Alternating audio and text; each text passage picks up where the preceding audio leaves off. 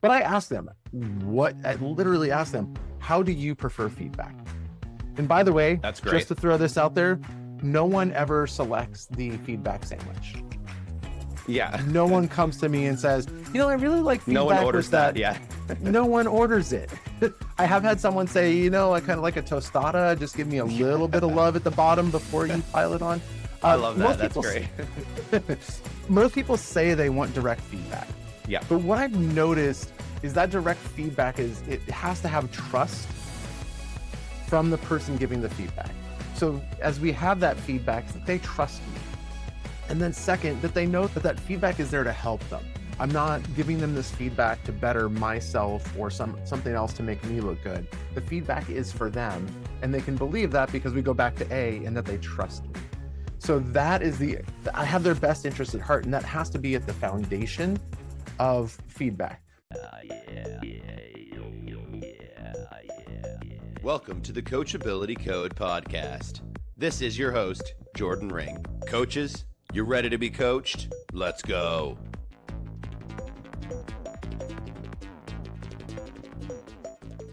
Hey everyone, thanks so much for joining me on another episode. Super excited to have today's guest. Always say super excited, but I've already had a really good conversation with Hank in these last 10 minutes, just getting to know him a little bit. I'm very, very curious to hear his answers to all of our coaching related questions. But Hank, could you introduce yourself real quick before we jump in? Yeah, hey, I'm Hank Wethington, Paso Robles, California, kind of halfway between LA and San Francisco, him. And I am an executive coach, the CEO and founder of Wethington Leadership. I work with HR and L&D leaders to support their teams, not just the HR team or the L&D team, but the entire company team of leaders to help them find their unique leadership voice and ways to grow as a leader. Amazing. So if you could tell the audience, if you have one, you don't have to pick one, but if you have a favorite book, a favorite movie, and something weird about you that you don't mind telling people. Yeah, it's funny. I thought about the favorite book question, and it's kind of like picking a favorite kid. I have two kids, and there's no favorites, right? So there's a couple that I like to bring up. One, I've used this book so often. I've probably purchased it well over 150 times, and that's The Coaching Habit by Michael Bungay-Stanier. I find it to be super useful for anyone who's managing, leading others to move from a directive or management mindset, even an advisor or mentorship mindset, into a coaching mindset for their people. That one I've bought so many times. But on the flip side, I love reading science fiction. And I am absolutely addicted right now to the Monk and Robot series by Becky Chambers. It's kind of cozy science fiction set in the future with robots and people. And I don't even know if it's Earth, but it's cozy. It's so much fun. They're written as novellas, so they're short. I just love that set of books. And if I had one book that everyone should read, because I think of it in these terms, and that's How to Tell a Story by The Moth. They've got a podcast. They do their live things where people are storytelling live. So their book on storytelling is just absolutely fantastic. I think everybody should read it. I love those. The Coaching Habit has been on my Kindle for too long now, and I know that I need to jump into that, especially doing these interviews and doing research. So yeah, I'm definitely gonna. Has anyone else mentioned that one? Do it. Not yet. I think you're the first person. Oh gosh. Okay. Yeah, that surprises me because it is just foundational. Yeah. It's not a book for coaches to coach. It's a book for managers to coach. Right. Okay. This is why I love that one. You mentioned a weird thing about me, and I saw that and kind of thought, like, is it weird to me or weird to others? Because those are two different answers. For others, it's probably finding out that I am just a huge musical theater fan. Just performed in a musical that closed last weekend, The Drowsy Chaperone, one of my favorites. Amazing. I can sing all the words to Let It Go, and I brew beer. So all of that is to me is interesting. For others, they're like, wait, what? But for me, probably the fact that I left 16 years of doing tech, managing large businesses, tech infrastructure for some like massive global brands. And now I work with people as a coach to help them in their leadership journey instead. Like, I had a long career. I even owned a business doing network security and infrastructure build outs for a number of years and just left that all behind and Hmm. switched over. So that's probably the weirdest thing for me. But yeah. And cool. Favorite movie too, if you have one. Oh, favorite movie. Again, it's like the books. Yeah. Or one everybody should watch. I like that. I I like mean, that. Liked your last answer to the book one. That was good. thanks. I will say that I've watched The Princess Bride literally hundreds of times. I don't mean that as hyperbole literally. I don't mean that in the no, literally, man. I have literally watched that movie hundreds of times. Back in the VHS days, I wore out a tape. I had to splice it numerous times to keep watching the movie. Now, of course, with digital media, I just watch it whenever I want. A movie everyone needs to see. I just think the acting, the storytelling is so good. It's got problems, but I love Tombstone. That's like my cozy thing to go in if it's a rainy day outside or something and I just want to watch a movie and be impressed with the acting. It's Tombstone. And with Val Kilmer's passing, I watched it again recently. I'm your Yeah, Huckleberry. I love it. That's not one that I've seen, but I will Oh, have to look into that yeah, I love that movie. because Yeah, I love. Do you know what year it came that out? was like 80s, 90s, or 98, 96, somewhere in there. Like, yeah, 90s, I believe. yeah, I'm a huge fan of the 80s and 90s movies, but still, even ones like that, I'm like, oh, I never heard of that. And how have I not Right? heard of this movie? But it's because ends up being a little bit obscure, and yeah, it's not on any lists or anything. And maybe it Yeah. is. I don't know. Maybe I just passed It's over it. I think it's on a lot of people's list. I will Okay, say, then I've for just missed something it. current, just so I don't feel so old, for something current, I'm loving K-pop Demon Hunters right now. Mm, So hands down, like the music is constantly going through my heads. It's such a fun movie. So highly recommend that. It's a Netflix movie that came out in the last month and a half, 2 months. I mean, the music has taken over like Spotify's top 10 lists. amazing. Yeah. That's crazy. It's Yeah, insane and such yeah. a good movie. Sony Entertainment, so it has the same animation style as Spider-Man, the Spider-Verse, Into the Okay, that Spider-Verse makes with sense. Miles Morales. Yeah, so same animation style. Yeah, that definitely makes sense because those movies are amazing and super popular. Yes. Yeah. Okay, Hank, Awesome. I want to get into a little bit like of what you do and a little bit deeper into the Yeah, coachability of course. area. So someone comes up to you and says, hey Hank, what do you do? How do you answer that question? I know you talked about it a I, little bit, but if someone's really starting to get interested, what yeah. would you tell them? I love that question because it's not about the actual thing, it's about what Yeah. connects to people. So when someone asks me, Hank, what do you do? I say, you ever work with somebody who's really, really good at their job? And they get promoted or they're now leading teams and they're still trying to do their job, but they're not leading the team effectively. They're not getting the most out of the team that they could. Those are the people I work with that might be struggling to help everyone around them grow. I work with them, help them become the leader, positively impact the organization, and really let them step into leadership the way that they were meant to be. Yeah, I mean, yeah, that's Yeah. amazing. So it when kind of a side question to that, if someone comes up and is seeking out your services, they're not just wondering what you do, Ah, they're actually saying, okay, I think this could help me. What are the primary reasons that they would come to you for? Because yeah. again, like you Oh, said before, it's never I'm looking for an executive coach or I'm looking for this specifically. I'm it's looking for true. help with XYZ, or I don't even know that I'm looking for help. I don't know what I need potentially. So Yeah, so curious. this is one of the unique things about myself is that I don't often work with private clients. Hmm. I tend to work with companies, and like I said, they're L&D or HR leaders to Okay. support the staff inside. So people often get assigned to me Okay. versus them seeking me out. But the people that come to me from the HR and L&D side, I'm telling them about how to measure and show value of coaching. Just about every organization, once they hit about 80 to 100 people, sometimes well before that, their CEO might have a coach and the HR person might not know about it. But these executives are using coaches. The challenge is once we start to push coaching, once we start to say that, hey, this is a way that we want to help our leaders grow, the CFO gets involved and be like, what's the ROI on that? If you're just pulling on a list and say, hey, Jordan, pick from these three coaches and see which one, you're going to work with. They're not really seeing value out of that. They might get the feeling of Jordan's going to respond back, yeah, I love coaching. It's all great. The challenge is they can't link that to business outcomes. And Yep. so my thing is really what makes sense to those leaders I work with is that I can help show the value, the ROI, and the impact of the organization through coaching, and not just, hey, I got 5 stars again. Yeah. That's really what they're seeking me out for, is that I can tell the story around it and make them look good to their CFO and CEO. They're walking away when I've worked with their leaders and they're like, look at what changed in our organization because of working with Hank.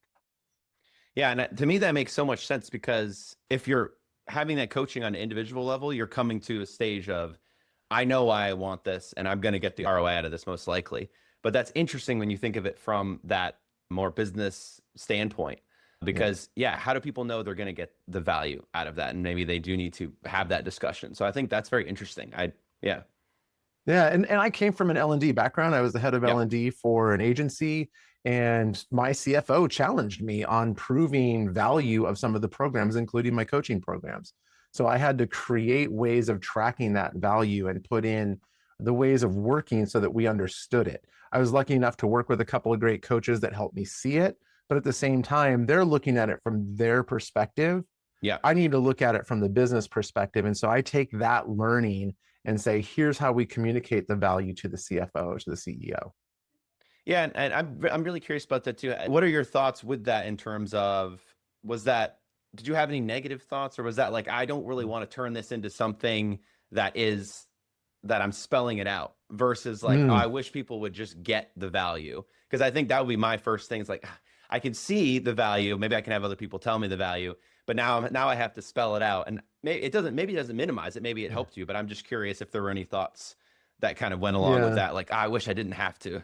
No, I appreciate that. I mean, of course, we wish we wouldn't have to spell these things out. It's extra work on our part. Yeah. So that's obviously there. But you and I were talking beforehand, and I mentioned that I had a tech company that I ran.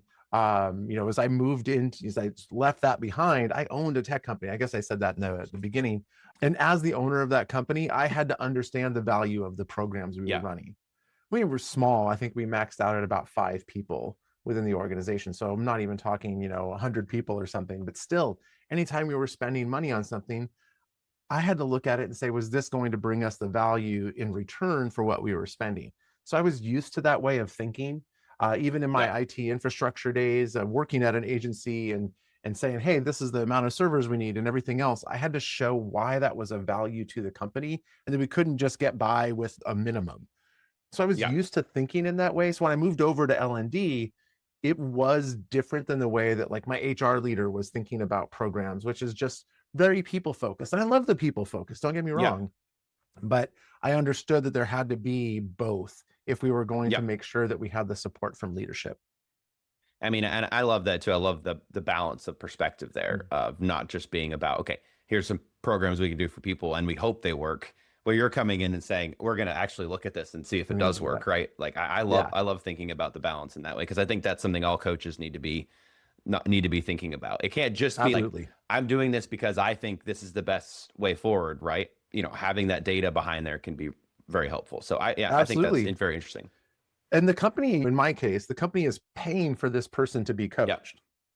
So they don't want it to exist in a black box. And you have to keep confidentiality as a coach. I mean, we have to have that for the trust that we need to be able to dig into the stuff that everyone's going to be dealing with within a session. So that trust has to be built. They have to know that I'm not going to go to their HR lead and be like, oh, Jordan's really, thinking about leaving right now because he's unhappy. I can't share that, even if that's true. So there's ways that I look at this in providing the value, because they're spending a lot of money. I mean, coaching is not cheap. It's not just throwing a couple $100s at something and saying, hey, here's a LinkedIn learning course. You're spending significant money, and you have to show the value on both sides. The person being coached has to see improvements from their end, but the business needs to see value for that spend. Yep. So talk about, maybe you can think of one, you can think of two, or you can splice them all together without naming names, whatever you're comfortable with. But thinking of your best student, what made them your best student? Like maybe there's a story surrounding that. Maybe there was like an aha moment, or someone came in and really just wanted to take off and take everything that you said and just soak it up. So curious. Yeah, I love this question. I will not use names, even though, when I work with people and I ask for testimonials, they're willing to put their names on it. Yeah. But if I'm sharing in this position, I'm not going to share actual names. So I'm going to call this person Tina. I actually have a rock Tina here from Bob's Burger. Oh, cool. There's Tina. I need some other names on my desk here, but Tina's the one I go to. I worked with them for 6 months. That's my normal engagement with a person. We go 6 months. We have a process that we take, blah, blah, blah. But like that all went really well. It wasn't always smooth. There were some connection issues that we had. I didn't feel like they were pushing themselves far enough sometimes. But in the end, like we never stopped working. They kept pushing. And, as we looked back, one of the things I do with each client is we set up engagement objectives at the beginning. And so that's one of the measurements is like, hey, this is what we set out to do. How did we do against that at the end? So when we looked at those goals and we looked at those engagement objectives, we also bring in their people manager at the end. We looked at that, or sometimes the board of directors, someone from the board, if it's a C-level person. And so we brought in the person and we went over what they had accomplished, and they just smashed their goals. It didn't feel like it all the way through, but as we were going over it, it was very clear that they had just smashed everything that they had set out to do. Now, here was the fun part. In that meeting, we also set up like, what's next? What are their next goals? Yeah. What's the support that they need? Because we're kind of handing that off as an individual development plan with them and their people leader. So we set them on their way. It's like, okay, great. Hey, let me know if you ever need anything. I'm always here. When we talked about 6-7 months later, just reached out and I was like, hey, how are things going? I hadn't heard from them in a little while. They said, hey, let's have a chat. So I jump on the phone, and turns out that they had accomplished every single one of the things that they had set out as the next. And we're like, wow. I don't know where to go now. And it's like, okay, so let's work together and set up some new ones. And at that point, it wasn't just as a matter of you and I work together like long-term again. It was, let me just help you think about where you want to go next, how to increase visibility, how to increase your impact on the organization. And that turned into another 6 months engagement. Their people manager and the stakeholder at the business were like, hey, this works so well, let's do it again. So yeah, we're re-engaged, and now we're tackling some much bigger leadership and visibility goals. So that's probably my favorite. Yeah, I love hearing those stories because I love it when people can really just take the ball and run with it to even that next level. And almost like, it sounded like you were almost like a little bit surprised when you came back. Oh, you did all of those things kind of already. Like I was surprised the timing in 6 months. I mean, they were some aggressive goals. So it was like, oh, we don't want to set, it's like, oh, just do this next thing. No. These were really aggressive, big number aspects to taking over portfolios and things like that from a PM standpoint. And sure enough, within 6 months, they accomplished. I'm like, oh, okay, let's even go bigger then. Yeah, no, that's super cool. Yeah. So, my next question is going to be kind of the reverse of that. What was someone that was, again, not naming names, it could be Bob or whoever, but the worst student ever? And then why? And then maybe if you're willing, a secondary part of that question, because of how you've been talking about how everything is set up. I'm curious if people come to you and they're just like, I don't really want to be here, and you can tell that right away. Does that happen? So maybe that could be the first question, and then you can talk about maybe the most frustrating. It does occasionally happen, because people are assigned to me normally. Sometimes people pick me, but oftentimes people are assigned to me as their coach. And so there can be a reluctance from some, especially if they've seen coaching as being a fix. Here's somebody who's struggling, and we're going to fix you. So I've had people come in thinking they're being put on a pip. They're like, I'm wrong, I did something wrong. And in 2 recent occasions over the last year and a half, one came in after just being alerted, like the same day that I sent my email introduction, they had been told they were being laid off, which is wild because the company is investing in a 6-month program. So why are they being laid? Obviously, there was a communication issue. Something there. Of how I got assigned to them while they were being laid off. In the end, it turned out they're like not being laid off, but they came in like, what do I need to do? What is the problem here? Why was I assigned this when I was being told that? So it was a really interesting aspect. The other ones, I've had a couple of people where they really believe that they had just had a difficult conversation with their manager, And now they're coming into these sessions and like, well, how in trouble am I? So that does happen, Yeah. not as much as it used to. 5 years ago, it was much more common. People would Okay. look at coaching and be like, oh, something's wrong and I'm being fixed. Now it's not quite as common, but it does happen.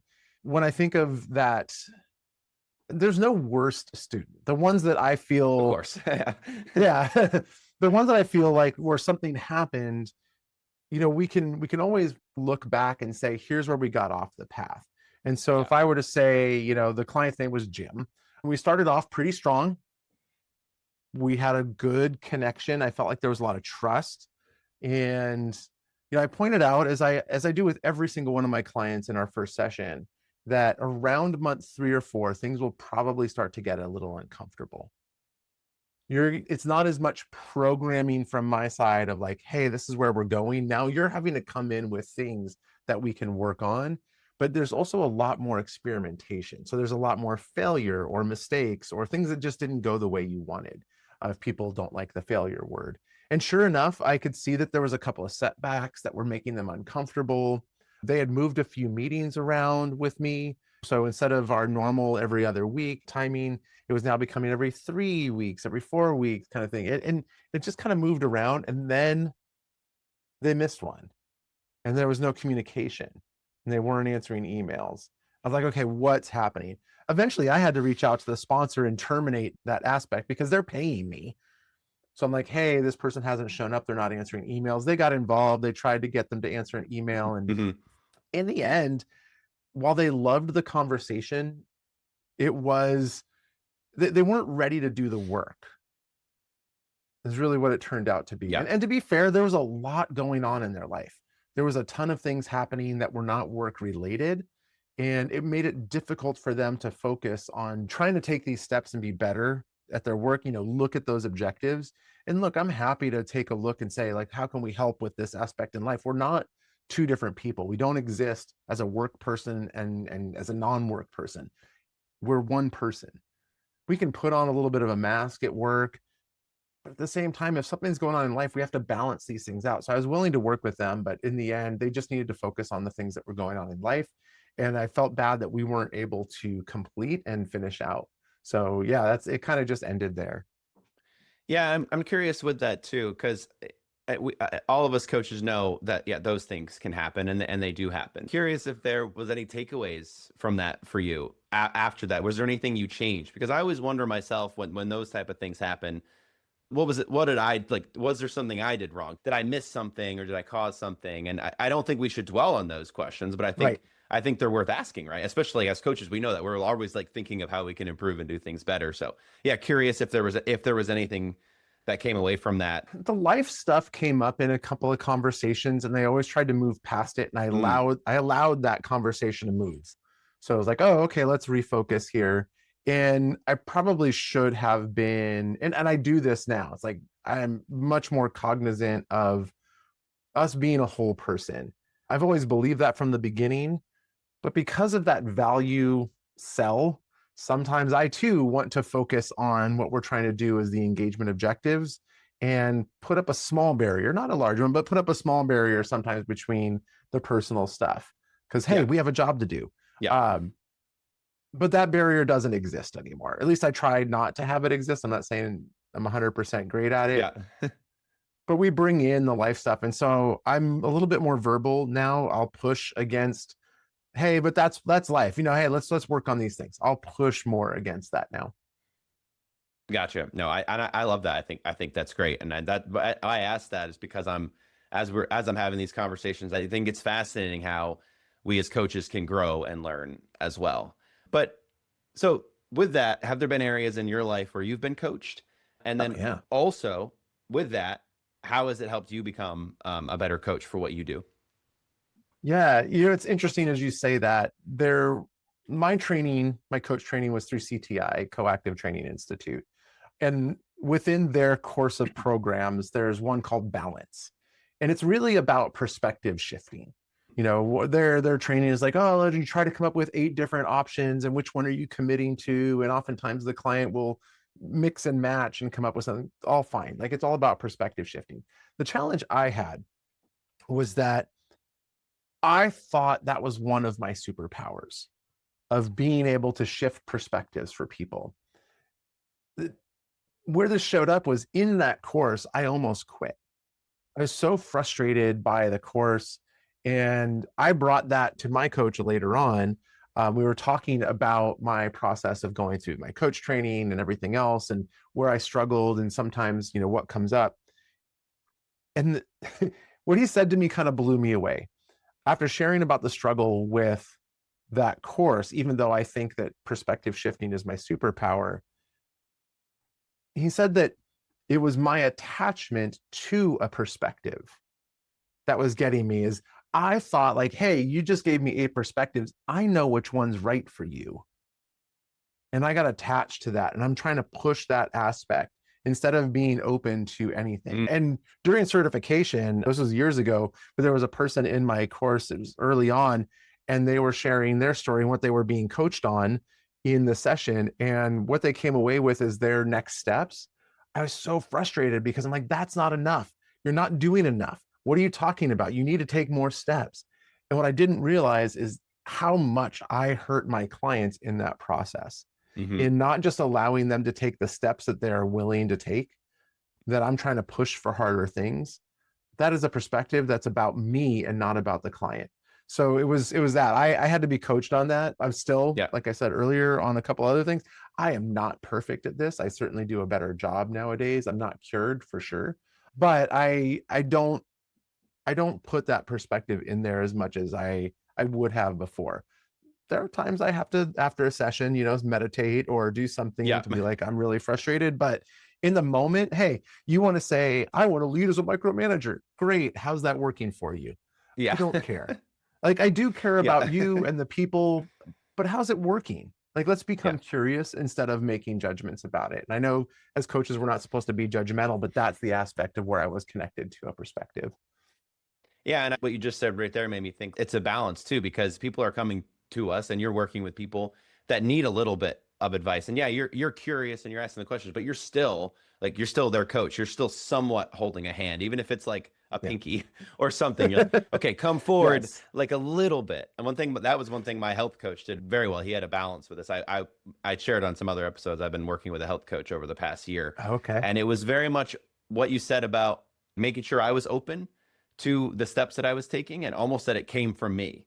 It never once did he say, Jordan, I think you should do this. It was like, Jordan, what are you ready for? And then I would say, okay, I think I'm ready for X, Y, Z. And he'd be like, I agree. You're 100% ready for those. And I learned so much about being a coach too, just going through that myself. But yeah, I think there's a way to do it that is a nice balance there. Cause I'm there. I don't know these things. I'm looking for somewhat of a handhold too. And maybe these people coming in, but yeah, there's a balance there. And I think I try to be really clear when I put on the consulting hat or the advice hat from, whether it's experience or research or reading that I've done. I'm just very clear, hey, this is what the research says. This is my consulting hat. Now, what does that mean for you? Tell me now, coaching hat, consulting hat off. What does that mean for you? What do you want to do with that information? Yeah. And if you're like, nothing, cool. I don't know. Yeah. Okay. So when it comes time to give someone feedback, do you have a feedback hat too? Like where does that change? Is that kind of conversation different, or how do you lead up into that? This is a really interesting question, because I think as coaches, feedback is interesting. Yes. So the first way I'll answer that is in the way they want it. In our first meeting, when we first get together to establish our ways of working together, and I give them what coaching is, oftentimes people are coming to me without an experience of coaching prior. So they think coaching is like a football coach or the coach at the gym or something else. Like, that's what they think of coaching. And yes, I'm not on the field. I'm not the one doing the exercise, but at the same time, I'm not yelling at you about it either. So there's a different feel. I think of that. I'm trying to remember who said it, but there was this idea of push coaching and pull coaching. And so that push coach is really like pushing you to do something in a particular way. Pull is like it's pulling it out of you in the way that you want to go. And so while there is a mix of all those things, I tend to focus more on the pull, if I understood the way that they talked about it correctly. Yeah. But I ask them, I literally ask them, how do you prefer feedback? And by the way, That's just great. to throw this out there, no one ever selects the feedback sandwich. Yeah. No one comes to me and says, I really like No one feedback orders with that. that. Yeah. No one orders it. I have had someone say, I kind of like a tostada. Just give me a little bit of love at the bottom before you pile it on. I love that. Most That's people, great. most people say they want direct feedback. Yeah. But what I've noticed is that direct feedback it has to have trust from the person giving the feedback. So as we have that feedback, it's like they trust me. And then second, that they know that that feedback is there to help them. I'm not giving them this feedback to better myself or something else to make me look good. The feedback is for them, and they can believe that because we go back to A, and that they trust me. So that is I have their best interest at heart, and that has to be at the foundation of feedback. But with that said, my job as a coach is rarely to give feedback per se. I'm not there to make judgments about, Yeah. so hey, you didn't send that email. I'm really disappointed. I don't care. It's not for me. It's for Yeah. them to do better. So we can explore what happened.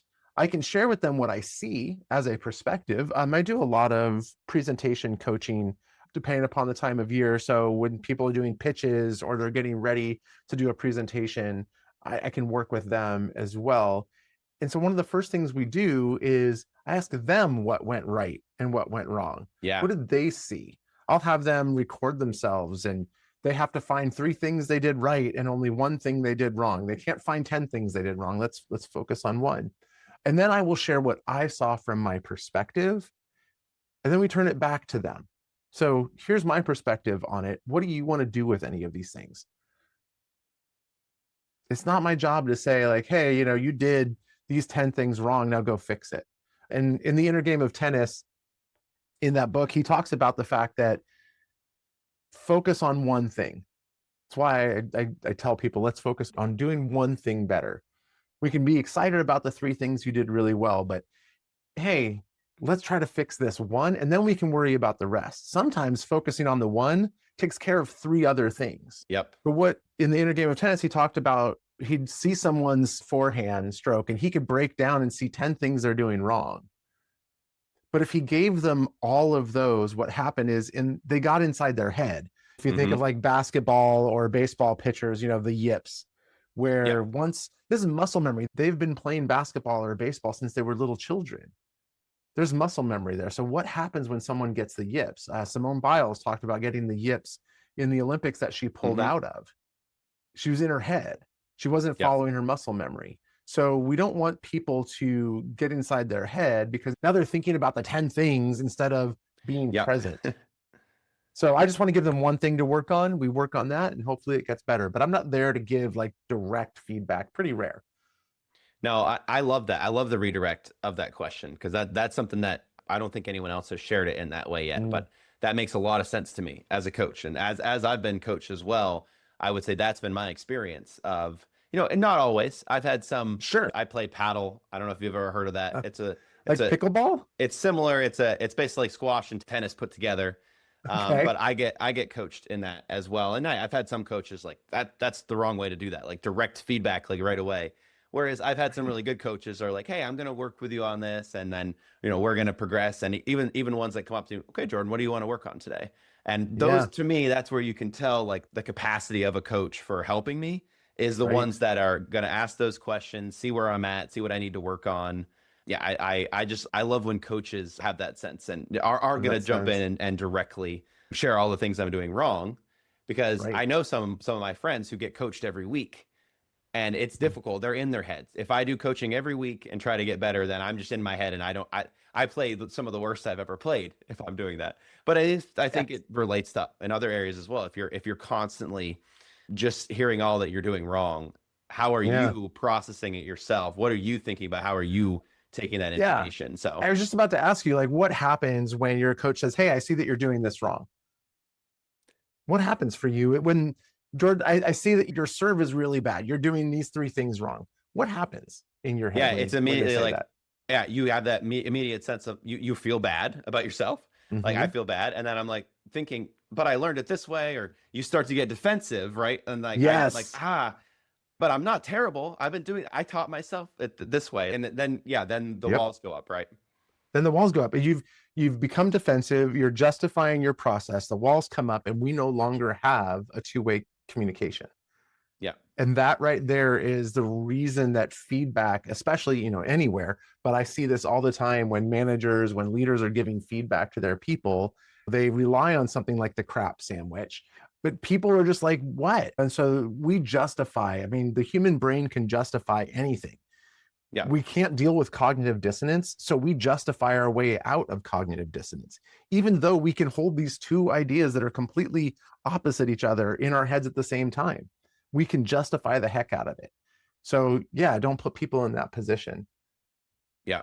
Yeah. And I think even if you are someone who is super coachable or you're ready to learn, I think the coach still needs to be doing what we talked about, is not having that immediate judgment and not putting people on the defensive, because at our very human nature, even if we're so ready and we're prepared for this feedback, and of course we want to improve, I think because it's a human reaction, very difficult not to have that defensive, even if it's like, I even if I realized and said, wow, I just got so defensive from that, maybe I'd need to take a step back. Difficult to take a step back after I'm already kind of on that. I've already put the shields up. It's hard to bring them down at that point. So definitely something to be aware of. And the worst follow-up question, and you see this, people ask like a 6-year-old, like, why do you do that? But I see this in work and I see this everywhere else. Well, Jordan, why'd you decide to do it that way? Well, why puts us right back in that defensive posture. So here we're like, I think you did this wrong. Why'd you do that? Oh my gosh, we've just set up like a complete contest of wills between the two people versus being on the same side. And as a coach, I am on your side. I want you to win.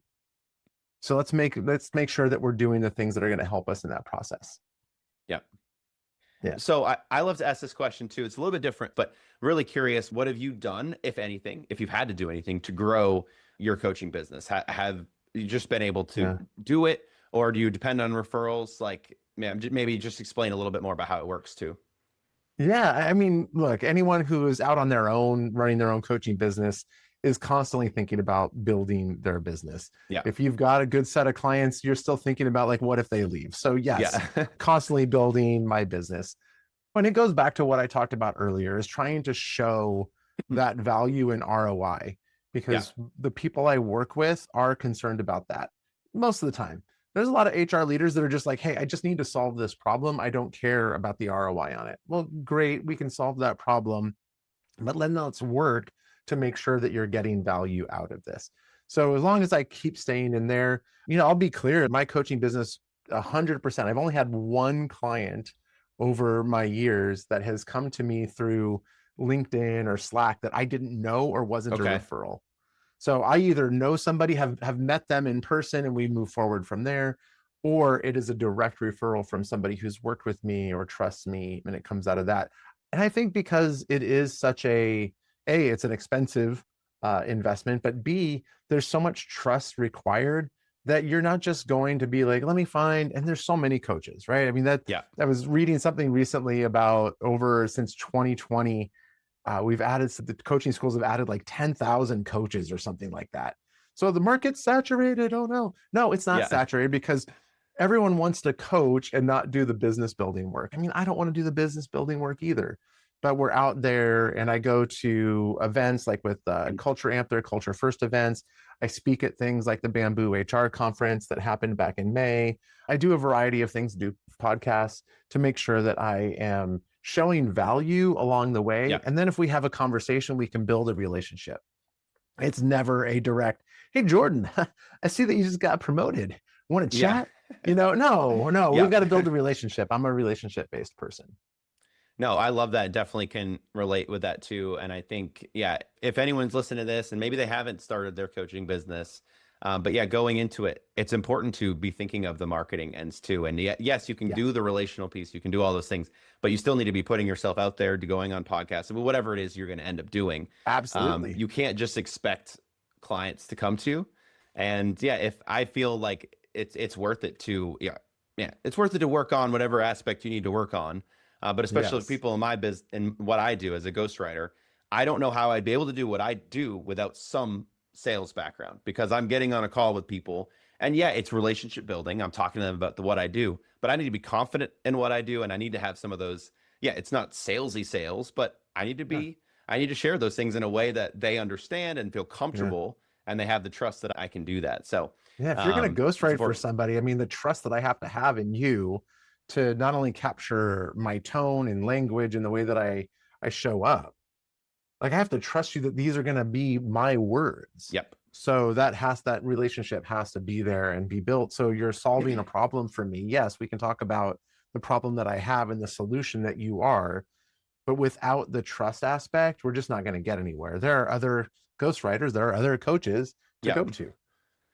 There will Yeah. always be more, right? There will always be more. Yes. Yeah, and that's figuring out how you can stand out too. That's a whole nother conversation. But how are you different from the Yeah. other people? That's important to think about too. So Well, if you're going to ask the last question of being on the soapbox, yes, that's the next one. Go ahead. sorry, Jump on it. it was like a softball pitch. Like, so, Yeah, exactly. there are two sides, but I want to start with this just because of where you left. And that is, it is that ability to be unique. So when I am working with my clients, the actual people I coach, they're unique individuals. They have to show up as themselves. We can take on aspects, we can learn things from people. I think of, if you go back to being even a parent, you can look at your mom and your dad and your friends' parents and pick and choose things that you want to be and leave aside the things that you don't. But we also know that you are going to start off as kind of a mimicry of what the comedian Mike Birbiglia talks about. Comedians who start off, like, oftentimes they are mimicking other comedians, great comedians, but it's not until they discover their unique way of telling a joke, their unique perspective, their unique voice in the process, that they will grow. Yeah. And that same thing applies to the leaders that I work with. They can't just copy their mentor or their leader who they thought was really awesome, because it's not them. That person may have a very unique way. They have a unique way of going about it. So that person, yes, you can pick and choose and grow and then find your voice in there. And Yeah. so it is that unique person. So yes, your way of ghostwriting, your way of writing your own books is going to be unique from anyone else. The way that I coach is going to be unique from anyone else. I just shared this the other day that I'm kind of animated. I've worked with some coaches that are they're almost like that stereotypical therapist you see on a TV or a movie that's like, yes, tell me Just more. kind of sitting there. Yes, never voice raising above here, not getting agitated. I'm like, heck yeah, let's high five, Yeah. let's go. I'm laughing with them. Yeah. I feel the things that they feel to a certain extent, but we're people. So it's that unique way of showing up that I think is hugely important. And that's my soapbox, is you can't be somebody else. And the other side of that is just really from the business side, and coaching isn't a feel good item. Sorry, 5 stars out of 5 stars does not make a good coach. It just means someone felt really good and maybe felt supported, maybe felt like they could just vent, but it doesn't mean that you were actually getting value from that. Look, people should get 5 stars out of 5 stars. I don't even always get 5 stars out of 5 stars in that kind of measurement, but people always walk away moving in a direction they want to, and we can measure that.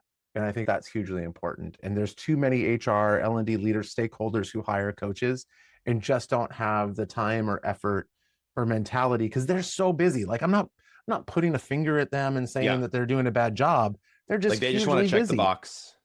Yeah, I got to take care of Jordan.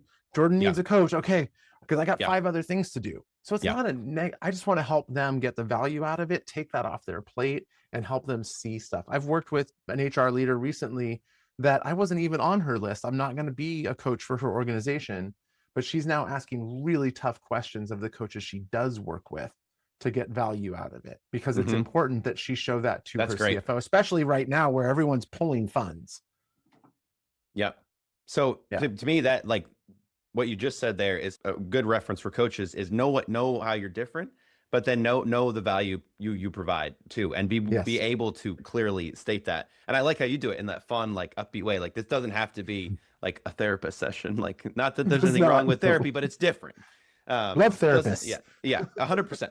but it doesn't have to be that way. It can be this fun thing too, that you're giving back and giving that value. So I love And I that. know That's therapists great who are surplus. animated too. So Yeah. it's just this, it's the movie TV image of what it is. Yeah. Tell me about your childhood. Yeah. Yes. All right, Hank. So a couple questions to finish Yeah. out. Where can people find you? And can they work with you privately too? I appreciate both those questions. The easiest place to find me is on LinkedIn. I happen to be the only Hank Wethington on LinkedIn, so it makes it really easy. Of course, the hard part is spelling Wethington, Wethington. Of course, it'll be in the notes of the podcast and probably someplace else. Yeah. But I am the only Hank Wethington on LinkedIn, so find me there. Let me know where you came from. That's also the easiest way is over email, hank@hankwethington.com. Both ways work really well if you let me know where you're coming from. That way I don't think it's just spam. As a coach on LinkedIn, I get a lot of messages that are just spam. So hey, we're going to help you build your business. Thanks. I appreciate that. Yeah. And I do work with, even though my focus is working with companies, I do work with occasionally with private clients who may be supported. They've realized, I was just working with someone right now that's in a private situation that took on a new role as director of HR, is the only HR person in the company. And while we're working on the aspect of they don't want to share it with their CEO that they're getting coaching, they are paying privately for that to make sure that they're growing and being the leader that they need to be for the organization. So, and same, but I normally only have 2 to 3 private clients at any one time. I don't go over that. Okay, fantastic. Yeah, all that will be in the show notes. But Hank, thank you so much for joining us. This has been a great episode. Is there anything else that you want to share before we end here? No, Jordan, the one thing I'll share is I'll give Jen shout out, Jen Reckla, who recommended. I mean, look, the thing with the coaching profession is there competition? Sure. But everyone is different and unique. And I love the people that are in my network. I really appreciate the coaches that I work with. So someone like Jen passing my information along is just fantastic. And I've got a couple of recommendations coming your way as well. But I just really appreciate the opportunity to talk with you and see what you're doing. And I can't wait to read the book that comes out of these conversations. I think it's going to be really insightful, even for somebody who's got their own perspective on coaching, as I do. I'll be interested to see how you pull all these unique voices together and then share that information out in your book. So I'll be one of the first buyers. Okay, awesome. Yeah, thanks for that. I'm always super excited. I always have to kind of hold the reins back a little bit. I tell my wife, okay, I'm going to start working on my next book. And she's like, oh my gosh, again. I'm like, again, stop. Like, okay, do some research, talk to people. So that's where I'm at now. But I'm excited. So thank you for that. I super appreciate that. But yeah, Hank, thanks so much for joining us. And everyone, thank you so much for listening. And have an awesome day. Bye. Are you still here listening to this podcast? You're awesome. I got 2 CTAs for you. Number 1, subscribe to this podcast for more. And number 2, have you ever thought about writing a book? Contact Jordan. He can help you out. Jordan@jmring.com.